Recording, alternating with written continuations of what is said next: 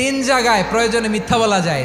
এক নাম্বার, আপনার ওয়াইফকে খুশি করার জন্য, সে একটু এরকম না বলে একটু কৌশল করে বললে খুশি হবে, ওটা বলা যায়। দুই নাম্বার, জীবন মরণের ব্যাপার, যান বাঁচানোর জন্য একটু কৌশল করে ঘুরিয়ে বললেন, এটা জায়েজ। তিন নাম্বার, দুইজন ঝগড়া লাগছে, তাদেরকে মিলিয়ে দেওয়ার জন্য কৌশল করে একটু মিথ্যা বলা, ঘুরিয়ে বলা যায়। দুইজনের মধ্যে দেখলেন যে সম্পর্ক খারাপ, একজনরে বললেন, ভাই সে তো ওই দিন আপনার ব্যাপারে অনেক প্রশংসা। কি আমার ব্যাপারে প্রশংসা? কি বললো? এই বললো আপনি নাকি এই করছেন ওই করছেন, অনেক প্রশংসা। লোকটার মন খুশি হয়ে যাবে তার ব্যাপারে, ঠিক কিনা? আবার তার সাথে যার ঝগড়া, ওরে যে বলুন, ভাই ওই দিন তো সে আপনার অনেক অ্যাপ্রিসিয়েশন করলো, অনেক, সে তো অবাক, কি রে বলে কি? এই যে দুইজনের ব্যাপারে দুইজনের একটু ভালো ভালো কথা বলে দিচ্ছেন, একদিন দেখবেন রাস্তা দিয়ে হাঁটার সময় একে অপরকে সালাম দিয়ে ফেলছে, সালাম দিয়ে বুকে জড়ায় ধরছে, আছে না নাই? আবার মিলমিশ হয়ে গেছে। কিন্তু আমাদের স্বভাব